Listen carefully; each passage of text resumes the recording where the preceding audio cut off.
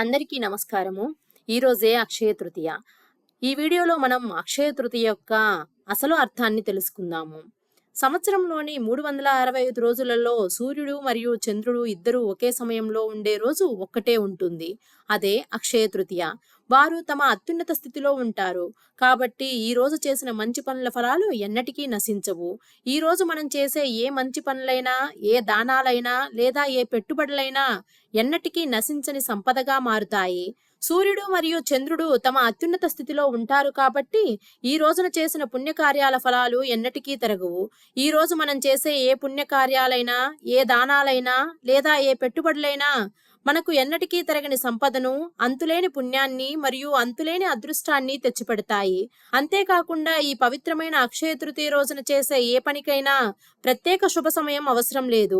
ఎందుకంటే ఈ రోజు మొత్తం చాలా పవిత్రమైనది. ఈ రోజే పాండవులకు అక్షయ పాత్ర లభించింది. గంగామాత భూమిపైకి అవతరించిన రోజు ఇదే. మరియు పేదవాడైన సుదాముడు కోటీశ్వరుడైన రోజు కూడా ఇదే. మన భారతీయ సంస్కృతిలో ఈ రోజును అత్యంత శక్తివంతమైన రోజుగా పరిగణిస్తారు. అక్షయ తృతీయను వైశాఖ మాసంలోని శుక్లపక్ష తృతీయ తిథి నాడు జరుపుకుంటారు. ఈ సంవత్సరం అక్షయ తృతీయ ఏప్రిల్ 19వ తేదీన జరుపుకోనున్నారు. సనాతన ధర్మంలో అక్షయ తృతీయ కేవలం ఒక పండుగ మాత్రమే కాదు. ఈ రోజున విశ్వంలోని సానుకూల శక్తి అత్యున్నత స్థాయిలో ఉండే ఒక గొప్ప రోజు. యావత్ విశ్వానికి చెందిన రెండు ప్రధాన శక్తులైన సూర్యుడు మరియు చంద్రుడు ఆ రోజంతా తమ గరిష్ట స్థాయిలో ఉంటారు. సంవత్సరంలో సూర్యచంద్రులు ఒకే సమయంలో అత్యంత ప్రభావవంతంగా ఉండే ఏకైక రోజు అక్షయ తృతీయ. దీని అర్థం ఏమిటి అంటే సూర్యుడు తన పూర్తి ఆధ్యాత్మిక శక్తిని, చంద్రుడు తన పూర్తి ఆధ్యాత్మిక శక్తిని భూమికి ఇస్తారు. వైశాఖ మాసంలోని శుక్లపక్షం యొక్క ఈ 3వ తిథిని స్వయం సిద్ధ ముహూర్తం అని అంటారు. అంటే ఇది దోషాలు లేని సమయం అని అర్థం. సాధారణ రోజుల్లో పంచాంగం ప్రకారం ఏ శుభకార్యమైనా చేయడానికి మనం రాహుకాలం, గుళిక కాలం లేదా అశుభ సమయాలను వదిలివేస్తాము. కానీ అక్షయ తృతీయ రోజున రోజంతా కూడా శుభప్రదంగా ఉంటుంది. ఈ రోజున చేసే ఏ శుభకార్యమైనా, అది ఇల్లు కట్టడమైనా, కొత్త ఉద్యోగం లేదా వ్యాపారం ప్రారంభించడమైనా ఎటువంటి ఆటంకాలు లేకుండా పూర్తవుతుంది మరియు అంతులేని ఫలాలను అందిస్తుంది. ఈ పవిత్రమైన రోజున ఏ పనినైనా సరే ప్రారంభించడానికి శుభ సమయం కోసం వేచి ఉండాల్సిన అవసరం లేదు. ఎందుకంటే అక్షయ తృతీయ స్వయం సిద్ధ ముహూర్తమైన రోజు.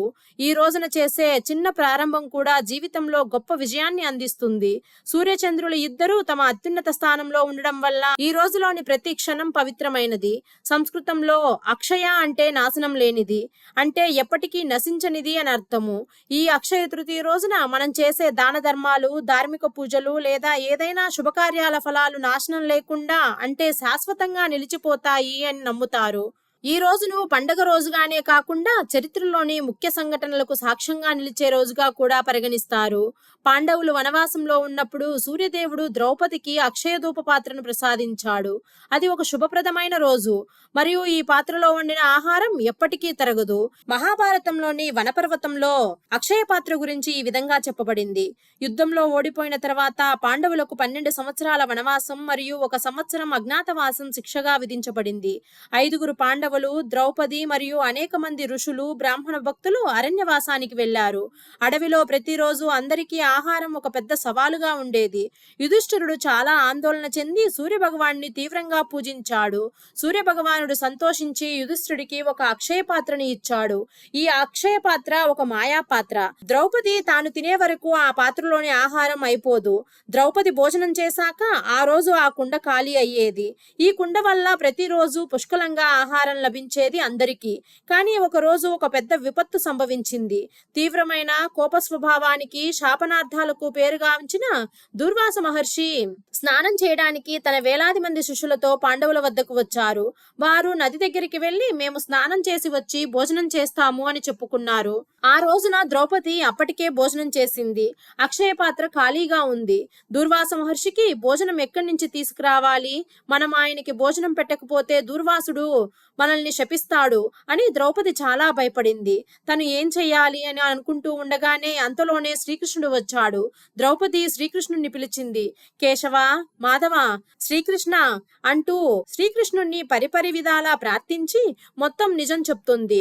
అప్పుడు కృష్ణుడు అంటాడు, నాకు చాలా ఆకలిగా ఉంది, ముందు నాకు ఏదైనా తినిపించు అన్నాడు. ద్రౌపది అనుకుంటుంది, కుండ ఖాళీగా ఉంది, అసలేమీ లేదు అని. అప్పుడు కృష్ణుడు, జాగ్రత్తగా చూడు, కుండ మూలలో ఏమైనా ఉందా అని అంటాడు. ద్రౌపది ఆ కుండను కడిగినప్పుడు దానికి కొంచెం అన్నం అంటుకుంటుంది. కృష్ణుడు దాన్ని తింటాడు. ఆ జగన్నాయకుడు ఆ ఒక్క మెతుకు తినగానే యావత్తు జగత్తు తృప్తి చెందింది.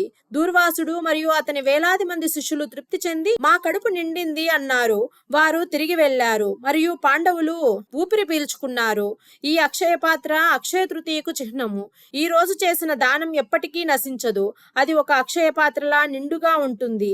ఇప్పుడు మనం చెప్పుకోబోయే కథ కుబేరుడు మరియు శాశ్వత సంపదవరమైన లక్ష్మి గురించి. కుబేరుడు ఆయన రాజులకు, దేవతల ఖజానాకు అధికారి. ఆయన ఉత్తర దిక్కుకు సంరక్షకుడు. ఆయన నగరం అల్కాపురి. ఇది హిమాలయ పర్వతాలలో ఉంది.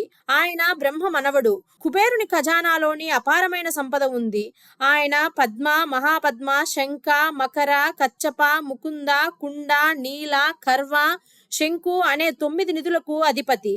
కుబేరుణ్ణి పూజించే వారికి సంపద ఎప్పటికీ కొరత ఉండదని నమ్ముతారు. ఒకసారి పవిత్రమైన అక్షయ తృతీయ రోజున కుబేరుడు విష్ణుమూర్తికి మరియు లక్ష్మీదేవికి భిక్ష సమర్పించాడు. వారు పూజలు చేసి రకరకాల పువ్వులు, పండ్లు, బంగారు నాణాలు, రత్నాలను సమర్పించాడు. వారికి భక్తి ఎంత పరిపూర్ణంగా, స్వచ్ఛంగా ఉంది అంటే విష్ణు, లక్ష్మీదేవి సంతోషించారు. లక్ష్మీదేవి సంతోషించి ఆయనకు ఒక వరం ఇచ్చింది. ఈ రోజు నుండి నీ ఖజానాలోని సంపద ఎన్నటికీ తగ్గదు. మీరు ఎల్లప్పుడూ ధనవంతులుగా ఉంటారు అని విష్ణువు అంటాడు. ఈ రోజు అక్షయ తృతీయ. ఈ రోజు నన్ను, లక్ష్మీదేవిని పూజించే వారందరికీ సంపద, ఐశ్వర్యం లభిస్తాయి. అప్పటి నుండి అక్షయ తృతీయ లక్ష్మీ కుబేర పూజ సాంప్రదాయం ప్రారంభమైంది. ఈ రోజున వ్యాపారులంతా కూడా శ్రీ గణేశాయ నమః అని రాసి ఒక కొత్త ఖాతా పుస్తకాన్ని ప్రారంభిస్తారు. ఈ రోజున కొత్త వ్యాపారాన్ని ప్రారంభించడం కూడా చాలా శుభప్రదంగా పరిగణించబడుతుంది. ఈ అక్షయ తృతీయ రోజునే భగీరథుడు తపస్సుకు సంతోషించి గంగామాత స్వర్గం నుండి భూమికి వస్తుంది.